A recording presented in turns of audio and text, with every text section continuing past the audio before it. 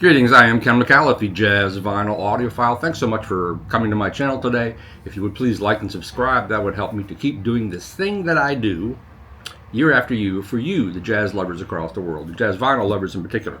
I got back from Axpona, the biggest audio show in the world, a couple of weeks ago, I guess. I've been writing reports ever since. Those reports are slowly popping up on Audiophile.com. And this was a great show, and I was sort of shocked actually because I had covered the two most recent shows before it, Capitol Audio Fest and the show down in Tampa, and those were a little sad because like you had a little bit of activity on Fridays, and then the weekend was dead. Something, geez, am I going to be able to keep doing this? There's nobody here. But this show, it was like, despite everything, people were determined to come out and hear a lot of great systems. There was a great, people say this before, there was a palpable buzz in the hallways, but there definitely was. People were having a great time. I heard a handful of really excellent systems. When we cover these shows for Audiophile, it's a real mad dash. I covered at least 35, maybe 36 rooms in the 3 days I was there. Because myself and Jason Victor Serenius, the other writer who was covering the show, and he and I will both be covering Munich. We are the show dogs. We are the ones that hit the ground running, and it's good because we like totally opposite gear. He's into Wilson and solid state and that world, and I'm into tubes and vinyl and horn speakers. So it's really easy for us to divvy up who wants to do what. And then of course there are things. Our main gig is to cover all the debut products and premieres at the show, but Axpona was a roaring success. It was really great.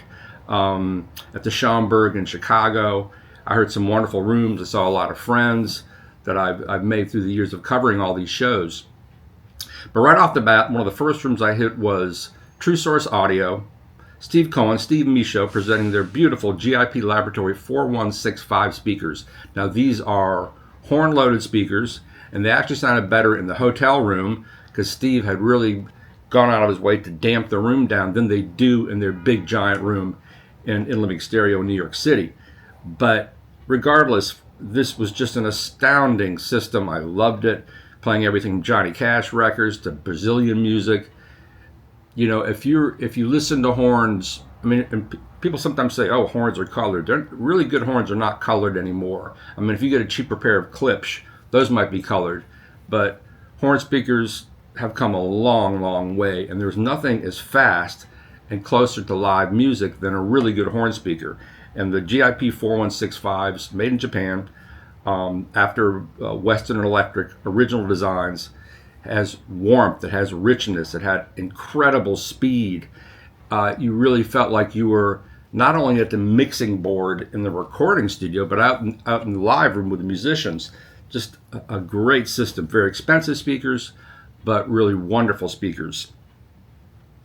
Another set of great horn speakers that I'm about to review, one of his products, Greg Roberts' Volti Audio. He had his Vittoras, his top of the lines there, that actually debuted at Capitol Audio Fest. These are, they have a big 15-inch, I believe, a ported woofer, a horn mid-range, a little super tweeter on top, and it was interesting. Somebody came in and played, and Greg only streams, and it still sounds fantastic. I'm not a fan of streaming. I like vinyl, but he was streaming, and somebody asked for a stream of Black Hole Sun by Soundgarden, and it was incredible. And what was great was that Greg jacked the volume, and it was just crunching the room. It was incredible. It was like you were in the studio. The drums were detailed, full, slamming. 3 or 4 people got up and walked out. They couldn't take it. But I loved it. It was so loud. And even at super loud volumes, they're smooth as silk, super detailed. They're really wonderful speakers. The original Vittoras were reviewed by Art Dudley, who passed away a few years ago. And he loved them, and I know he would love these even more. Just wonderful speakers. Greg uses a Mojo Audio amp. He's used Carrier before. Inuus Statement, digital servers, digital streamers, whatever the word is, and Triode Wire Labs cables. Great room. Now the great thing about these shows is you get to hear things you just never ever heard before. So Mike Stevens of Western Hi-Fi from Texas was there with his Consonance line of amplifiers and speakers. Consonance by Opera was previously carried by a fellow out in New Jersey. I believe the Chinese made. All Consonance system. He had about 6 or 7 different integrated tube amps, SET amps, push-pull amps, and these little small Consonance monitors. $1,800. They were just, I couldn't believe it. He played on vinyl. I think he had a well-tempered lab table. He played Just For Me, Allman Brothers Band live at Fillmore East. I have never heard Greg's voice, the drums, Dwayne's guitar so present, so up close. Now these are designed after the original BBC monitors, I believe the LS35As as they were known. And these had incredible presence. They produced a massive soundstage. I mean a massive soundstage, not just for a little speaker, but a massive soundstage. Incredibly palpable, incredibly in your face in the best possible way. Excellent detail, but it was just so amazing to hear a record I've heard a million times through this Consonance system, the little tiny Consonance speakers, just have so much energy and power and visceral textures and excellent tone. I mean, I've never heard Greg Allman's voice so present. I mean, that's a live recording. The Fillmore East, which is now a bank, I think, and originally was a vaudeville house, is a long room. A lot of echo. Even the original recording has a certain amount of reverb on it because it's a live audience. But man, through these little Consonance speakers, I was just shocked. I hope to review those. Refined Audio was there, a brand I was totally unaware of.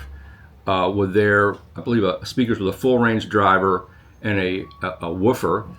And again, just a smaller company, super speed, excellent tone. The best thing about a full range driver, if it's a good full range driver, like the Voxative Ampeggios I have at home, is you get incredible speed, you get great imaging, and again, super lifelike release of the notes. And the system in the Refined Audio room definitely did that. My good friend and very popular show exhibitor John Devore was there with his Super 9s. It's actually the pair that I'm going to review. He retrieved them from me, and I took him to the show. He was originally going to show the Oh Babies. I don't know why I didn't show those, but he got the Super 9s back from me. And, not only does John know how to dial in a room, he plays great music. I made a video of all the different turntables at Axpona, which is now up at analogplanet.com and on their YouTube channel. And John was playing Stevie Wonder's, it was either Intervisions or songs, I think it was Intervisions, and it was just, you can even hear it in the video at Analog Planet. So visceral, so much tone, so live. I mean, John Devore is a real musician, and I've often said the reason his speakers are so popular is because they sound good with any amplification. You can put the Super 9s with an old Yamaha amp. They're very efficient. You can run them with an SET amp, any tube amp, and they just sound great. It's lifelike. It's, his speakers really embrace the music. They embrace the life of music. John Devore is such a presence for good in our industry, and he does such good work. Triangle Art, which is everything is encrusted with gold. Giant horn speakers, beautiful gold encrusted turntables, and it's a massive sound. In some ways, it's an older style sort of horn sound. I don't mean that it's colored or nasal. It's not. It's just they've been doing it a long time, and their rooms are always energetic and full of people. And it's always fun to go in their rooms just to see all the audio candy. It's just kind of wow. The Stereo Haven room with Mike Pranka of Dynavector. They were showing JM Renault French speakers with a well-tempered lab table and a Dynavector cart, which Mike Pranka distributes. My kind of system. Tube amps, great turntable. The well-tempered lab tables were in quite a few rooms, particularly rooms I liked. And they're sort of unusual tables. The designer does unusual things with the tone arm. He's got his own way of working things out, but man, are they wonderful turntables. And the Stereo Haven room had the JM Renault speakers, which I haven't seen in years. French speakers used to be more popular in the U.S., but it was a small system, super focused sound, super musical, plus they played really great music. Now, a new company, which I'd never heard of, Bandwidth Audio, they make their own amplifiers. They kind of look like Prima Luna amplifiers with a rounded cage on the front. They were there with their tube amps, and just a very flat sounding, in the best possible way, frequency wise flat, nothing exaggerated, very smooth.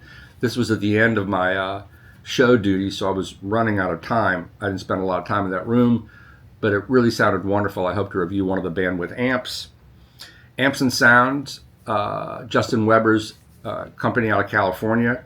His systems, to me, just get better and better and better. His amps get better and better. He had his own horn speakers there that he had made. I forgot what he was using, a Denon turntable, one of the new 8000 series, I believe.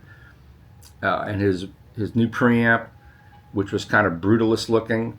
I mean, as far as the design component, brutalism. And it generated a big sound, super pure, very relaxed. I would have loved to have heard like some of my favorite recordings on that system, but did not have the chance. So yeah, it was a great show. There were many rooms I couldn't make it